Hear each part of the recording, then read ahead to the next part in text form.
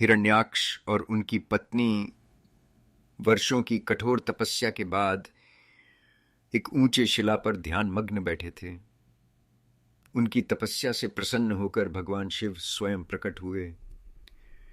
भगवान शिव के तेज से चारों ओर उजाला हो गया। तुम्हारी भक्ति से प्रसन्न होकर मैं तुम्हें एक पुत्र का वरदान देता हूं। शिव ने आशीर्वाद दिया। शीघ्र ही हिरण्याक्ष के घर एक पुत्र का जन्म हुआ, लेकिन वह जन्म से अंधा था। इसी कारण उसका नाम अंधकासुर पड़ा। अंधकासुर बड़ा होकर और भी शक्तिशाली और महत्वाकांक्षी बन गया। उसके रौद्र स्वरूप और महत्वाकांक्षा ने उसे दंभ से भर दिया था। वह देवताओं और ऋषियों पर अत्याचार करने लगा।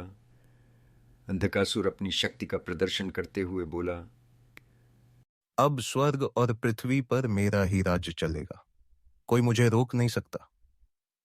उसके अत्याचारों से सब त्रस्त हो उठे। एक दिन अंधकासुर की दृष्टि कैलाश पर्वत पर माता पार्वती पर पड़ी। उसकी मन में पार्वती को पाने की इच्छा जागृत हुई। सिंहासन कक्ष में अपने मंत्रियों के साथ बैठा उसने घोषणा की, मैं कैलाश पर आक्रमण करूंगा, पार्वती को मेरी होना ही होगा। यह सुनकर उसके सैनिक युद्ध की तैयारियों में जुट गए। अंधकासुर ने अपनी विशाल सेना के साथ कैलाश पर आक्रमण किया। भगवान शिव के गणों ने उसका डटकर सामना किया, लेकिन अंधकासुर की शक्ति से वे पीछे हटने लगे। भगवान शिव ने गरजती आवाज में घोषणा की, यह अन्याय अब और नहीं सहा जाएगा। दोनों पक्षों में घमासान युद्ध छिड़ गया। अंधकासुर के पास वरदान था कि उसकी हर रक्त बूंद से नया अंधक उत्पन्न हो जाता था।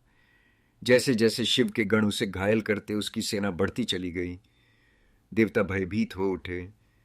तभी शिव ने माता काली को युद्ध भूमि में बुलाया। योगिनियों के साथ मेरे साथ चलो, रक्त की एक भी बूंद भूमि पर न गिरने पाए। काली ने आदेश दिया। काली और योगिनियों ने युद्ध भूमि पर हर ओर फैलते रक्त को पीकर नए अंधकों का जन्म रोक दिया। अब अंधकासुर अकेला था।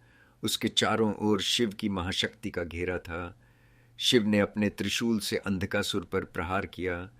अंधकासुर घुटनों पर गिर गया और पश्चाताप से भरकर बोला, हे प्रभु, मैंने अहंकार में अंध होकर पाप किए, मुझे क्षमा कर दीजिए। भगवान शिव ने करुणा से भरी दृष्टि से अंधकासुर की ओर देखा।